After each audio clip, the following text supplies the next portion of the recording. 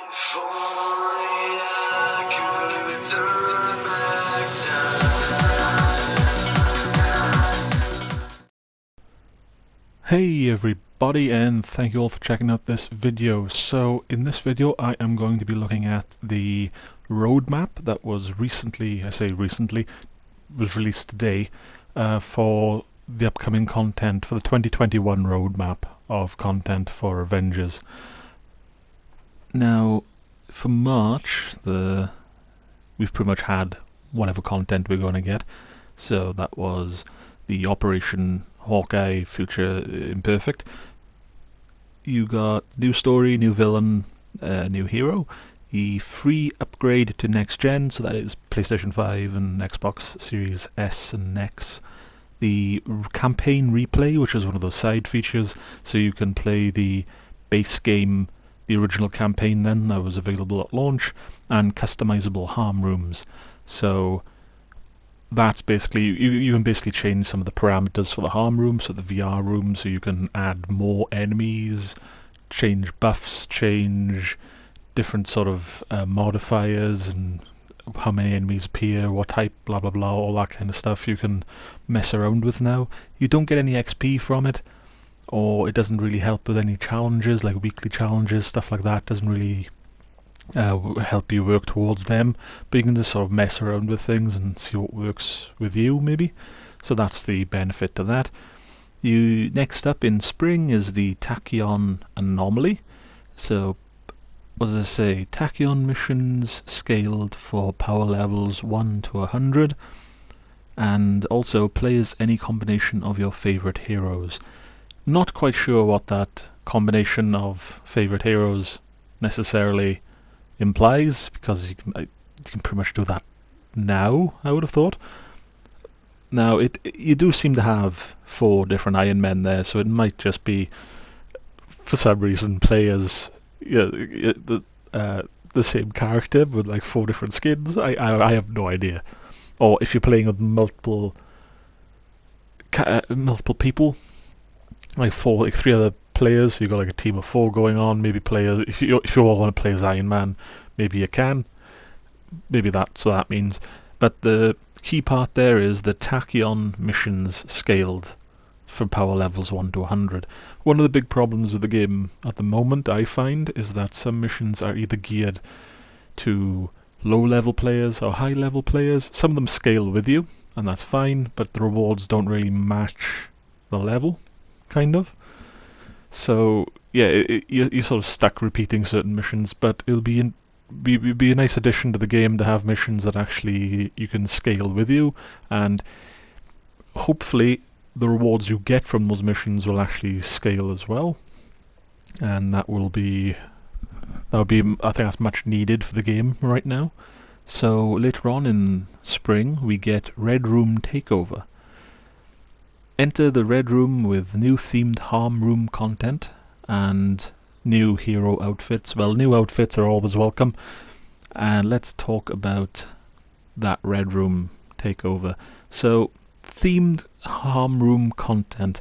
I think I mentioned in my Future Imperfect review that one of the ideas I would like to see them implement going forward is to use the harm room, but kind of use it like the beginning of X-Men Last Stand, when you see them all in the danger room and you got that giant sentinel head flying around and Wolverine just steps out from behind it, that kind of thing. It's like a scenario and they're obviously fighting sentinels or whatever.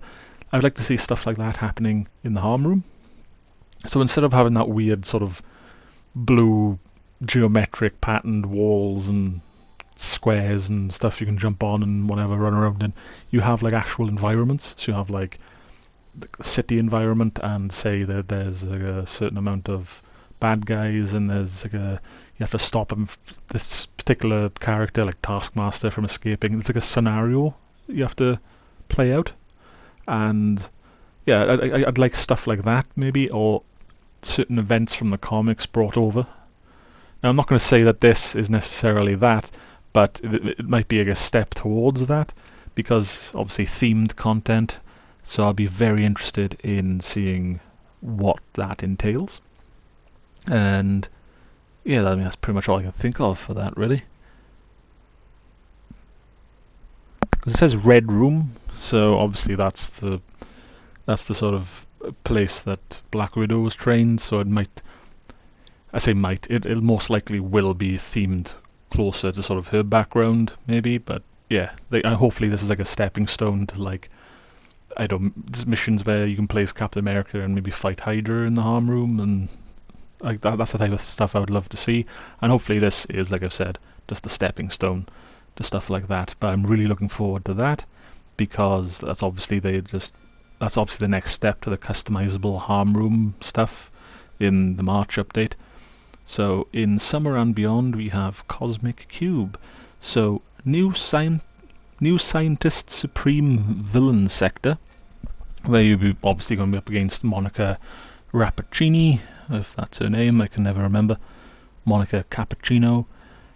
Confront the unchecked power of the Cosmic Cube. So yeah, so obviously she has a Cosmic Cube, and that's going to tie into the boss battle.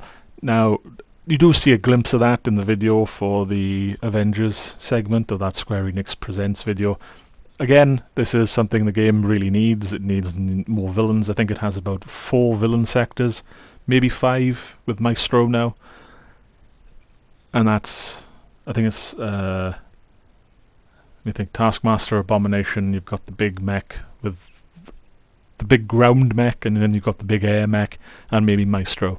So it'd be nice to have Monica. I don't, from memory, you don't actually go up against her in the base game campaign, so it'd be very good, like very interesting to go up against her, like, you know, in a boss battle. Because as far as I am aware, she doesn't have any powers with her, but she does have the Cosmic Cube. So I can't even imagine how that's going to play. But I really am looking forward to that. And the next part is Wasteland Patrol, so they're adding more content to the Wasteland. There will be new Warzone mission types, so patrol mode, and new assignments and war zones in the Wasteland region. So yeah, I mean, that's just adding on to the March update, more or less, from what I can tell. So more stuff to do in the new biome that they've introduced. Now the key part to this content roadmap, the big thing obviously is at the very end, because of course it is War for Wakanda. Wakanda. You know what I mean. But yeah, obviously you get Black Panther, you get more hero outfits, which again, always welcome. Power level cap increase. So I think the current cap is at 150, so they can be increasing that. New villains. Now the key thing, the key point there is villains, plural. So obviously in the trailer, if anyone's seen it, you will be facing off against Claw, Ulysses Claw. If anyone does not know who that is somehow, just think of Andy Serkis in any MCU movie, and there you go. But if you've played, he's also in Ultimate Alliance 3, I believe, looking very different from his MCU counterpart. So I have no idea how he's going to look in this game, but I imagine he's going to be closer to the MCU depiction than his Ultimate Alliance depiction. Right, where was I? So yeah, there'll be new villains, and on top of Claw there'll be other people to fight as well. So yeah, the villain pool will be expanded once again. And you'll notice there is more content in that than there is in the Hawkeye update. But I do mention this in the Hawkeye review. That was meant to be released maybe 2 months after the initial game, so it was meant to be released last October. So the Wakanda one, the Black Panther update, is literally the first big update for the game. So yeah, that's the one to sort of look forward to. New faction, which again really needs to be added to the game, because at the moment all we've done is fight AIM and Watchdogs, and that's pretty much been it. Just AIM bots and Watchdogs. So that'll be nice to fight Claw's army. New narrative, which is to be expected. And a new biome, so the Wakandan jungle. Great. A new area for the game, always welcome. New outpost. So all that stuff is pretty much part and parcel for what to expect from an update for Avengers. But yeah, that'll be the first big update. So that's the one to really, really look forward to. There you go. And down below here in the middle, we got additional content features. So mega level threat missions.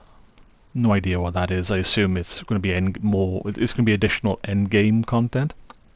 So it'll be missions for probably people around 150 power level. Don't know what that will give them, because you pretty much will just be grinding for gear up to that point. So I don't know what that'll give, but I'll look forward to trying them out. Multiplayer mega hives. I'm currently going through some of the hives at the moment, so I don't know whether multiplayer comes into it, essentially, because it's already multiplayer. But maybe the mega hives will be so difficult they'll only be sort of you can only try them out then in multiplayer, because there'd be too much there for you to try out in single player, maybe with just one player. So I'm guessing that's what that means. Post level 50 progression, so on top of the level cap, the power level cap, they might be adding more levels, so each player can only go up above level 50, so I assume they'll be rehashing the leveling up system and adding more abilities, maybe, who knows, or something to warrant more like levels after 50. Obviously, outfits inspired by the Marvel Cinematic Universe is quite self-explanatory, I feel, because I think a lot of people have been asking for that, and great, sure, why not? I love the MCU, I would love to dress as Captain America, I'm all for that. And that is additional content and features to be added, I assume, during these major updates, so during the Tachyon Anomaly, Red Room, and so on. These features will sort of be filtered in to these updates. Ongoing improvements, so balance tuning. I'm assuming that means how sort of different gear affects your character and finding that right sort of, obviously, balance. Fine. I don't really notice stuff like that myself, but other players probably do. If you guys do, by all means throw it down in the comments and let me know. Give me an idea of how the balance has been off, or any situation you've encountered where the balance has been off. Gear and progression. Yeah, it's quite grindy at the moment. I can't see them actually making it less grindy, but I'll be interested to see what changes they make and how that affects the game. Collectible comic system. From what I can gather, that doesn't really do anything. The collectible comic system, beyond allow you to collect comics, because you can't read them, obviously. But I think it gives you stuff. Maybe, who knows? I haven't really checked, because I don't really pay attention to that. But yeah, it'll be fun again to see what changes they make to that system, and obviously matchmaking, because I don't bother with the matchmaking. I tried to use it at launch, and it was just taking ages for me to find anyone to play with, so I mostly just play solo. But if they improve the matchmaking system, then obviously that'll help a lot of people in the online section.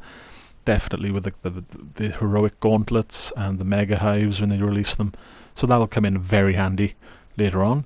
And yeah, I mean, that's pretty much the content roadmap. And as you can see in the bottom left there, it does say this roadmap may change and does not include all in-progress work. So what we see here will obviously be changed around. Some things might come out sooner than others, or maybe later than what is depicted in this content roadmap. If anyone has been looking at the Fallout 76 roadmap, then you will pretty much have an idea of what to expect, because a lot of features in that roadmap, in the initial roadmap that came out for Wastelanders, I believe, not long after Wastelanders, were pushed back quite a bit, and we're still waiting for some of them now. I don't expect this to be anywhere near the degree that is, because that is a lot bigger. Like a lot of the changes are on a bigger scale. So yeah, but some of these things might be moved around. And the interesting thing there is it says it does not include all in development or in progress work. So there are things they're working on at the moment which have not made it to the content roadmap, which is a good thing to bear in mind. So that's another reason why content on this roadmap might be moved around, because they might be adding stuff to it, which is always a possibility. So yeah, that's been the 2021 content roadmap for Avengers. If you've listened this long, God bless you, because I've just been prattling on, talking about my ideas or theories about what all this could mean, because it's a very vague, which most roadmaps are when it comes to like content added to the game. But if you guys are excited for this, if you think this is a great roadmap, by all means throw it down in the comments section and give this video a like or a dislike. Like I say in every video, all interaction is welcome. And yeah, throw it all down in the comments. Do you think it's a good roadmap? Do you think it's a bad roadmap? Are there any things particularly in the roadmap that you are excited for? Are there any you're interested in, somewhat interested in? Or do you think it's an awful roadmap and you think the game needs more content added to it over the course of 2021? Throw all that in the comment section and I'll do my best to get back to you. Thank you all for checking out this video. It means a lot. Any likes you give are more than welcome and do help quite a bit. Thank you very much, and I look forward to hearing from you. And yeah, that's pretty much all I could say. Thank you all for watching. It does mean a lot, and I'll see you next time. Take care.